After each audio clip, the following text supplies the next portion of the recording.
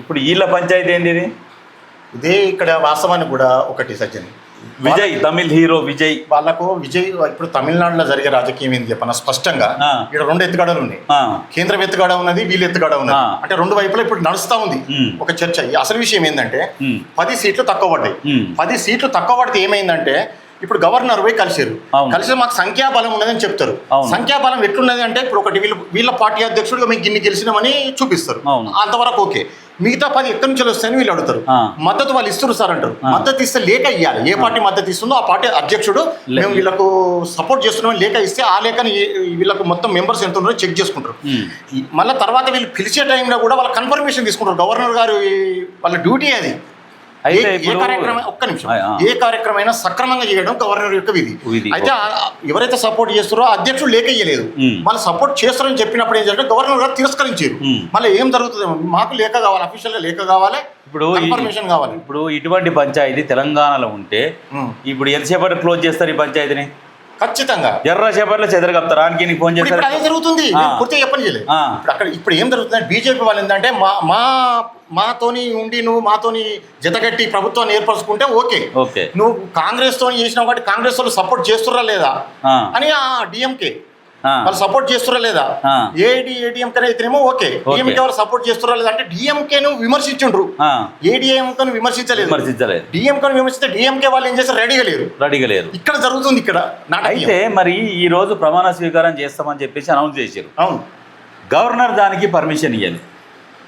అంతే కదా. ఇప్పుడు ఇండిపెండెంట్ ఇప్పుడు కాంగ్రెస్ పార్టీ ఇండిపెండెంట్ సపోర్ట్ తీసుకుంటే పోటీ అవుతుంది. అది రేపు పొద్దుగల వాళ్ళని ఇద్దరు క్యాన్సల్ అయ్యారు అనుకో, రేపు అవిశ్వాసం పెడితే మళ్ళీ ప్రభుత్వం పోతుంది. ఏళ్ళకెళ్ళి గుంజుకుంటాడు. లేదు, అక్కడ సమస్య లేదు, గుంజుకునే సమస్య లేదు. ఇక్కడ ఏడిఎంకే ఉంది, డిఎంకే ఉన్నది, కాంగ్రెస్ కు ఒక 5 వస్తే ఇవన్నీ సిపిఎం ఇవి ఉన్నాయి, మొత్తం 10 ఉన్నాయి. అవి కరెక్ట్ గా ఆ 10 కలిస్తే కరెక్ట్ 118 అవుతాయి. అది ఇక్కడ జరిగిన సమస్య ఏంటంటే పోటాపోటీతో ప్రభుత్వం అనేది లేవు. చాలా సమస్యలు ఉంటాయి. అది రోజు ముండ మీద కూర్చున్నట్టే. అది ఇప్పుడు వీళ్ళకి జరగాల్సిందంటే ఎప్పుడు కానీ ఒక 5 నుంచి ఒక 10 ఎక్కువ ఉన్నప్పుడు ఒకరిద్దరు అడ్డీట్ అయినా అక్కడ పెద్ద సమస్య ఉండదు.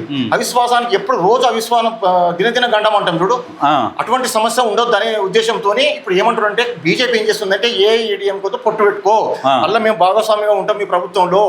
మళ్ళీ అయితే ఈ విజయ్ ఎక్కడ ఇబ్బంది పడుతుందంటే మళ్ళీ వీళ్ళకి కూడా ప్రభుత్వంలో భాగస్వామ్యం ఇస్తే భవిష్యత్తు నెక్స్ట్ జనరేషన్ ఇదంతా మమ్మల్ని క్యాప్చర్ చేసి మా పార్టీని లేకుండా చేసి మళ్ళీ వీళ్ళు అధికారంలోకి వచ్చే అవకాశం అనేది బీజేపీ అని భయపడతా ఉంది. ఇది రాజకీయం అక్కడ జరుగుతా ఉంది. తమిళ్లో బీజేపీ అనేది రాదు, అది అసంభవం. కానీ ఒక్క సీటు కూడా గెలవలే, 7కి వస్తుంది. కానీ ఏంటంటే ఇప్పుడు ఏమంటారు చెప్పనా, ఇప్పుడు ఇంకొకటి కూడా గాసిప్ సావి నిజమా తెలియదు. డిఎంకే అన్నా డిఎంకే ఇద్దరు కలిసి చర్చలు జరుపుతున్నారట. అది కూడా వస్తుంది. మరి వాళ్ళు గిట్లా మరి ఒకటే అయితే మరి విజయ్ కూడా పడిపోయే ఛాన్స్ ఉందా? ఇప్పుడు కొన్ని రాజకీయాలలో ఎత్తుగడలు ఎట్టుంటాయి చెప్పన్నా. ఇప్పుడు ఈ విజయ్ వస్తే ఏఐఏడిఎంకే వాళ్ళ కష్టమే, డిఎంకే కష్టమే. మరి ఆయనకు అవకాశం ఇచ్చి వాళ్ళకి ఇద్దరం కలిసి పార్టీ అధికారాన్ని షేర్ చేసుకుంటే భవిష్యత్తులో మన మీద కేసులు ఉండే, సమస్యలు ఉండే, 10 రూపాయలు సంపాదించుకోవచ్చు, అధికారంలోకి ఉంటాం, హ్యాపీగా ఉంటాం. రాజకీయాలలో శాశ్వత మిత్రులు, శాశ్వత శత్రువులు ఉండరు. ఇంకొకటి రాజకీయాలలో ఆత్మహత్యలు ఉంటాయి కానీ హత్యలు ఉంటాయి అంటారు. అయితే రాజకీయ ఎత్తుగడలతో నడుస్తా ఉంది. ఇప్పుడు మరి రజనీకాంత్ కూడా పోయి ఇప్పుడు ఈయనని డిఎంకే అధినేతను కలిసి వచ్చిండు, స్టాలిన్. మరి ఏమన్నా రాయబారం ఏమన్నా రజనీకాంత్ ద్వారా పంపిండా? ఇది వాస్తవానికి ఇది పూర్తిగా ఇంకా మొత్తం ఒక కొలిక్కి రాలేదు. చర్చలు నడుస్తా ఉన్నాయి. చూడాలి కదా, కొలిక్కి వచ్చినాక ఏం జరుగుతుంది ఏంది అనేది చూడాలి.